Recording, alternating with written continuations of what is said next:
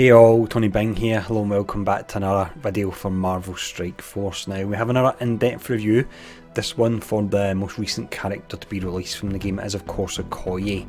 Now to let you know if she is worth investing in, we've got different sections we'll cover today. We've got the general overview, that includes her tags and also how you unlock her.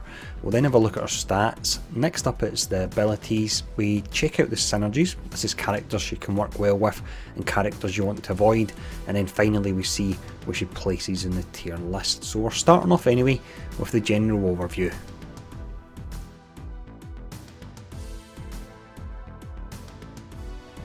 Okoye then is a controller class, however she's not an out and out controller the way some other characters are. She's more of a hybrid between a brawler and a controller, and that's reflected in her kit.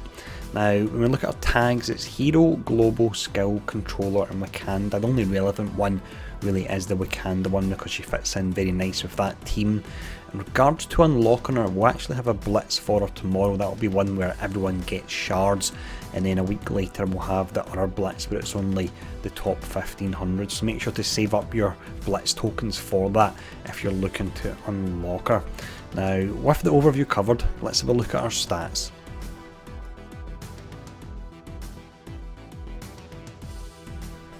We start off with the offensive stats here, and some of these are very middling and one of them is really quite nice.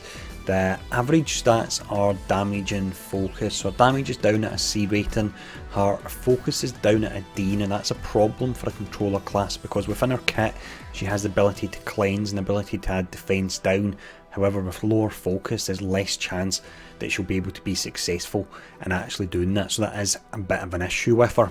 Now the stat that she does well with offensively, or does very well with actually, is her speed. It's way up at 126, that's an A rating, and if we take passives out of the equation that would probably make her in the top 5 fastest characters in the game. Also from an offensive perspective, you have the fact that she can gain additional focus on her basic, and that's something we'll talk about a lot more when we get to the abilities section. She has a fence up as part of her kit, which can help out a little bit in regards to her low damage, and she's also got some piercing as well. So that's the offensive stats. Let's have a look at the defensive ones next. Defensive wise, she doesn't do too great here. She doesn't have much in her kit that helps her out defensively, and the stats are on the lower side. However, you will normally be running her in a Wakandan team, and M'Baku offers a ton of protection for those members. Now if we look at the stats anyway, her health is a D rating, armour is a C, and resistance is a D, making her susceptible to debuffs. Now one thing she does have that helps her out a little bit, but there are ways around it, and then when she gains defense up like the other Wakandan characters, she gets a bonus, and in the case of Okoye she actually gets immunity on herself, which is a pretty nice buff. Immunity stops you from getting any debuffs on yourself, so it means you can keep going, you're not slowed or stunned or anything like that. So that's the offensive and defensive stats. Let's have a look at her abilities.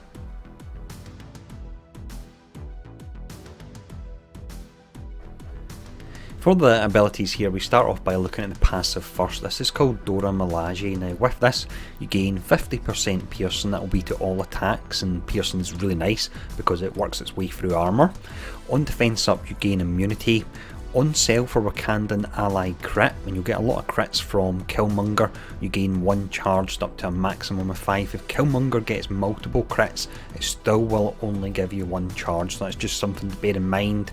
Also with this, on Wakandan allies turn, while you're charged you gain assist now and you lose 1 charged, otherwise you have a 20% chance to gain assist now when it's a Wakandan allies turn. Now something I'll mention, that when we look at our basic in a moment, it has cleanse on it.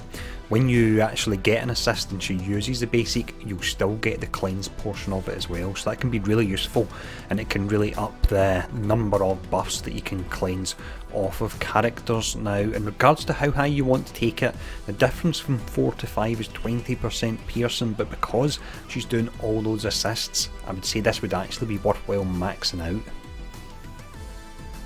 For the basic we have a skill called Spear Strike, so this one, when it's maxed out at level 7, you attack the primary target for 200% damage and you clear a positive effect, and you gain plus 50% extra focus for this attack when it's maxed out, and that's at level 7. Now the difference from level 6 to level 7 is 40% damage, and you completely lose that 50% extra focus at level 6. So if you want her to be efficient and actually cleansing when you either use the basic or when she gets an assist, you really have to upgrade this. It feels a bit cheap in a way, because as a controller she should have high enough focus that she can do this herself, but instead you have to invest in the orange tier 4 materials in order to get that better chance of the cleanse actually being active. Now if you have a high red star version of it, I've actually got a 6 red star myself, then you possibly don't have to invest in this because our focus will be nice and high as it is, but otherwise it's one that reluctantly you will have to max this out. The next skill we have here is one that I really do feel could do with a buff. This is called Precision Strike, the special. You can use this on turn number 1 and generally you will want to do that. With this you attack the primary target for 220% damage and you apply defense down. With her high speed that can be nice because you can follow up with some characters that can hit really hard with the defense down. Also with this you chain to one adjacent target for 190% damage and counter attack breaks the chain. Now my big issue with this is that the fact that you're only chaining to one character and the defense down is only going on the primary target. If you compare it to the likes of Spider-Man's defense down for 2 turns on up to 4 characters, this really is pretty underwhelming. You also have the issue of her low focus, and although there's a way to make up for that on the basic, there's not a way to make up for it on this, and a lot of times when I've actually used this to try and apply defense down, it's actually resisted, which is quite disappointing. So I would potentially like to see her focus either come up or have something similar to the basic added in, but maybe have it added in at level 6 so we're not forced to use the tier 4 materials. In regards to how high you want to take it, just take this one up to level 6 because there's only a small jump in damage that's the difference between 6 and 7. The final ability we have here is the ultimate, and this is another one that I feel could do with some slight tweaks. It's called Aerial Impalement, 6 turns to charge and you can use it on the second turn. With this you gain a fence up, you then attack the primary target for 280% piercing, so if you have the passive maxed out you'll be doing a whopping 330% piercing, and that can really hurt on tank characters. And also with this you change the speed bar by 50%. Now the damage it does is really nice, however the problem I have with this is the speed bar reduction being built into this skill. Now this skill is one that you'll generally use to execute a character due to the fact you have the fence up and all the piercings, so in a lot of instances you'll take a character out and the speed bar reduction is actually wasted. Now if the speed bar reduction was on the special instead, when you apply the defense down it would mean that character has defense down for longer. So will this be changed? I've no idea, but they did make some changes to M'Baku, so I'm hoping we'll get similar changes for Okoye as well. But that's the skills. They are a little bit on the underwhelming side unfortunately.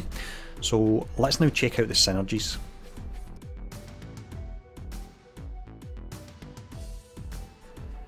When it comes to characters that Okoye can work well with, of course you primarily have Shuri and the Wakandans. You have Shuri providing the defense up, which gives her immunity, and then you have the Wakandans that are able to help her get all those assists, which in turn can give you a cleanse as well.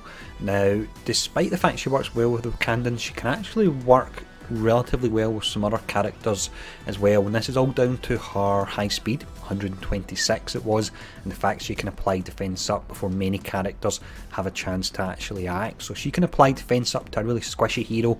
If you follow up with the likes of Mystique, Daredevil or Star-Lord, who have very hard hitting turn 1 attacks, then you could in a lot of instances actually just take out a character immediately from doing that. So it's something to bear in mind if you're running around Blitz. That's a setup you could use there.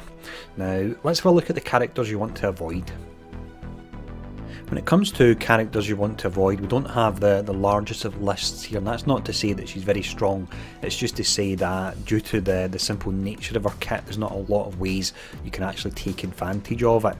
Now, first off anyway, you've got Venom and Doctor Strange. So one of the advantages she has from a defensive perspective is when she gets defense up, she gains immunity. However, Venom and Doctor Strange can flip immunity and they can change it into disrupted, so that can be very useful there. You then have characters that could potentially lower her offense via offense down, and it means her focus goes down and there's even less chance for her to cleanse or to get that defense down. So that would include the likes of Vision, War Machine and Scarlet Witch. So that's only characters I was able to come up with there. If there's any that you feel I've missed, let me know in the comments below anyway, and I'll look to even pin a post for them. But that's the characters you want to avoid, and that's the characters she works well with. So let's now have a look and see where she places in the tier list.